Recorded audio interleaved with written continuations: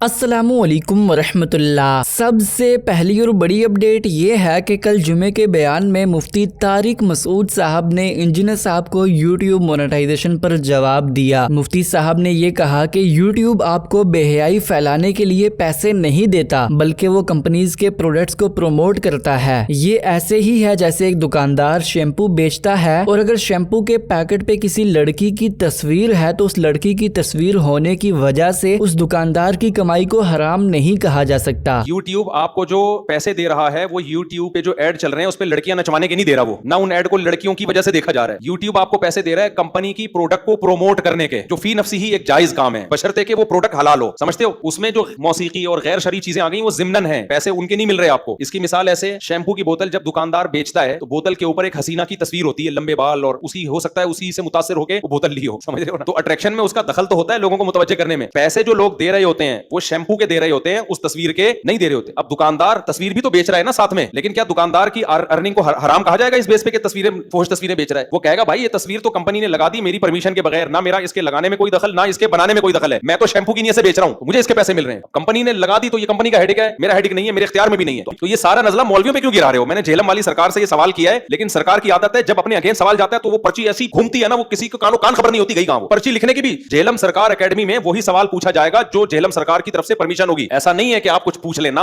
ना ना, पाबंदी है। तो उन्होंने बोल दिया मुफ्ती तारिक मसूद साहब का यूट्यूब चैनल, फलाने मौलाना का यूट्यूब, ये हराम कमा रहे हैं, ये हराम आमदन। लेकिन हम तो एक उसूली बात कर रहे हैं कि जायज है तो सबके लिए जायज है, नाजायज है तो सबके लिए नाजायज है। इसी के साथ मुफ्ती तारिक मसूद साहब से ये सवाल किया गया कि अगर बरेलवी और देवबंदी दोनों फिका हनफी के मानने वाले हैं तो उनमें इख्तलाफात क्यों हैं? तो इस पर मुफ्ती तारिक मसूद साहब ने ये जवाब दिया कि फिका हनफी को मानने का दावा तो बहुत से लोग करते हैं, लेकिन उन्हें ये मालूम होना चाहिए कि फिका हनफी में किसी भी तरह की बिदआत और शिर्क की इजाजत नहीं है। तो ऐसे ही बरेलवी हजरात दावा करते हैं इमाम हनीफा को फॉलो करते हैं। भाई फॉलो कहां करते हैं? इमाम हनीफा के अकायद तो इमाम तहावी ने लिखे हैं अकीदतुत तहाविया में, उसमें तो वो शिरकिया बातें कहीं भी नहीं है जो ऐड की गई हैं। सब बरेलवी नहीं करते, जो करते हैं मैं उनकी बात कर रहा हूं। इसी तरह फतवे की जो मशहूर किताबें हैं, फतावा आलमगीरी या फतावा शामिया, उसमें तो कहीं भी नहीं है ये बिदअतों का तज़किरा, जो बाद में हम लोगों ने बनाई है अपनी तरफ से चीजें बहुत सारी। तो फॉलो करें तो फिर ये इख्तिलाफ खत्म हो जाए ना। फॉलो करते नहीं है, समझते हो कि नहीं समझते? फॉलो करेंगे तो इमाम साहब ने कहां लिखा है कि ये कव्वालियां और कब्र परस्ती? मैं नहीं कह रहा भाई सारे बरेलवी, बहुत से बरेलवी भी खिलाफ है इन चीजों के, लेकिन जो करते हैं और फिर वो ये कि हम हनफी हैं, तो भाई आप हनफी नहीं हो। अगर हनफी होते तो सिर्फ फिक़ह हनफी में रफुल यदैन और आमीन का मसला थोड़ी है, बल्कि फतावा शामिया में तो यहां तक लिखा हुआ है कि जो शख्स नबी को हाजिर निकाह पढ़ाए और कहे कि नबी गवाह है उसमें, तो वो भी मुशरिक है। समझते हो कि नहीं समझते? काफिर है या मुशरिक, इस तरह के अल्फाज हैं, क्योंकि वो नबी को हाजिर नाजिर समझ रहे हैं। तो दावा करने पर गवर्नमेंट की तरफ से पाबंदी नहीं है। हम तो यही कहते हैं कि देवबंदियों को भी, बरेलवियों को भी, कि भाई अगर आप फिक़ह हनफी को फॉलो करते हो तो प्रॉपर वे में फॉलो करो। और फिक़ह हनफी बिदअतों से सबसे ज्यादा दूर है, ये ज़हन में रखो। आज हनफियों में बिदअतें बहुत हैं, तो वो फिक़ह हनफी की वजह से नहीं है, वो अपनी तरफ से एडिशन है।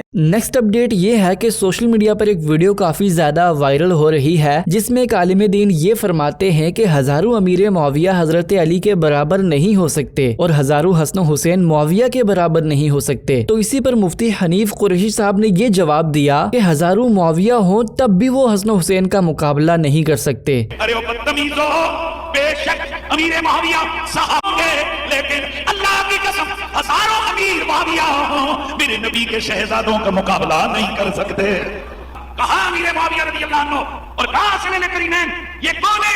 मेरे मुस्तफा के लुहाब की घुटियां लेने वाले, मेरे नबी के कंधों पे सवारियां करने वाले, मेरे नबी के सीने पे सोने वाले, मेरे मुस्तफा के इतने प्यारे कि मेरा नबी फरमाते हैं ये मुझसे हैं, मैं इनसे हूं। नेक्स्ट अपडेट ये है कि अभी हाल ही में लाइव सेशन के दौरान इंजीनियर साहब ने साहिल अदीम साहब के हवाले से गुफ्तगू फरमाई। इंजीनियर साहब से लाइव सेशन के दौरान ये सवाल किया गया कि गजा में जुल्म सितम के हवाले से लोगों की बातें सुनकर मेरी मेंटल हेल्थ खराब हो चुकी है, तो आप बताएं मैं क्या करूं? तो इस पर इंजीनियर साहब ने उनको क्या जवाब दिया, मैं चाहता हूँ कि आप भी मेरे साथ वो वीडियो जरूर देखें। आप जी इस तरह करें, साहिल अदीम साहब से राब्ता करें और उनसे पूछें कि वो किस तरह एसी वाले कमरों में बैठ के वीलॉग्स के जरिए अपने आप को सेटिस्फाई करते हैं और पूरी उम्मत को मुजरिम करार देते हैं, लेकिन हालत यह है कि उम्मत भी यहीं बैठी हुई है, वो भी यहीं बैठे हुए हैं।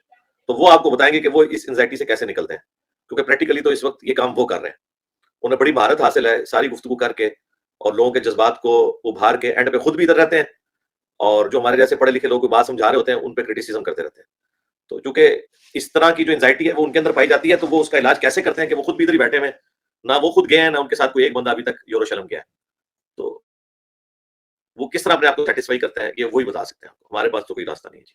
नेक्स्ट अपडेट ये है कि अभी हाल ही में पाकिस्तान की सुप्रीम कोर्ट में मुबारक सानी केस के हवाले से फाइनल हियरिंग थी, जिसमें अदालत ने मुख्तलिफ इदारों और इनफरादी तौर पर लोगों को रहनुमाई के लिए नोटिस भेजा था, जिसमें अल-मौरिद जो कि जावेद अहमद गामदी साहब का इदारा है उसका भी नाम शामिल था। लेकिन जब चीफ जस्टिस ऑफ पाकिस्तान ने इनफरादी राय पेश करने के लिए अम्मार खान नासिर जो कि जावेद अहमद गामदी साहब के स्टूडेंट हैं उनको इजाजत दी, तो वहाँ पर मौजूद उलमाए किराम ने मिलकर ये कहा कि इनफरादी तौर पर किसी की भी राय नहीं सुनी जाएगी, और बिलखुसूस अम्मार खान नासिर जो कि जावेद अहमद गामदी साहब के स्टूडेंट हैं उनकी तो हरगिज नहीं सुनी जाएगी, क्योंकि आप तमाम भाइयों को मालूम होगा कि जावेद अहमद गामदी साहब पाकिस्तान के कानून से इल्मी इख्तिलाफ करते हैं। वो ये फरमाते हैं कि जो शख्स खुद को मुसलमान कहता है तो उनके पास कोई इख्तियार नहीं कि वो उसको गैर मुस्लिम डिक्लेयर करें। और मुबारक सानी केस के हवाले से तो आपको मालूम होगा कि ये एक अहमदी मुस्लिम का केस था, जिस पर यह इल्जाम था कि उसने कादियानी तफसीर सगीर को लोगों में फैलाया है, जिसकी पाकिस्तान के कानून में बिल्कुल भी इजाजत नहीं। उलमाए किराम के ये कहने के बावजूद कि इनफरादी तौर पर किसी की राय नहीं सुनी जाएगी, तब भी चीफ जस्टिस ने यह कहा कि आज हम सबकी राय सुनेंगे। लेकिन वहाँ पर मौजूद उलमाए किराम का तबका और वकला बजिद हो गए, जिसकी वजह से चीफ जस्टिस ऑफ पाकिस्तान को यह फैसला करना पड़ा कि इनफरादी तौर पर किसी की राय नहीं ली जाएगी। उलमाए किराम के इसी रवैये के हवाले से जावेद अहमद गामदी साहब के स्टूडेंट मोहम्मद हसन इलियास साहब ने यह लिखा कि उन्हें उलमाए किराम के तबके के इस रवैये पर बहुत तरस आया कि वो दलील के सामने आने से भी खौफ खाते हैं, क्योंकि उनके निजाम फिक्र में इसकी कोई हैसियत नहीं। नेक्स्ट अपडेट ये है कि मुबारक सानी केस के बाद कादियानियों के खिलाफ सोशल मीडिया पर एक बहुत बड़ा प्रोपेगेंडा देखने को मिला। इसी ज़िमन में अभी हाल ही में कैसर अहमद राजा साहब ने सोशल मीडिया पर एक वीडियो अपलोड की, जिसमें उन्होंने ये साबित किया कि डॉक्टर अब्दुल सलाम साहब जिनको नोबेल प्राइज दिया गया था वो उस नोबेल प्राइज के असल हकदार नहीं थे, क्योंकि उन्होंने शेल्डन ग्लेशो की ही रिसर्च को कॉपी पेस्ट किया था और सियासी तरीके से नोबेल प्राइज हासिल करने की कोशिश की थी। खैर, अगर आप इनकी वीडियो को देखना चाहते हैं तो लिंक डिस्क्रिप्शन में प्रोवाइड कर दी गई है, वहां से उसे देख सकते हैं। नेक्स्ट अपडेट ये है कि रिसेंटली मुफ्ती फजल हमदर्द साहब ने हमें ये बताया कि कल कुछ शरपसंदों की जानिब से उन पर जानलेवा हमला किया गया, गले पर ब्लेड चलाने की कोशिश की गई, लेकिन अल्हम्दुलिल्लाह वो नाकामो नामुराद हुए और मुफ्ती साहब ने ये बताया कि अभी वो खैरियत से हैं। ये थी आज की सारी अपडेट्स। मिलते हैं इसी तरह की नई अपडेट्स के साथ, तब तक के लिए अल्लाह हाफिज। अस्सलामु अलैकुम व रहमतुल्लाह।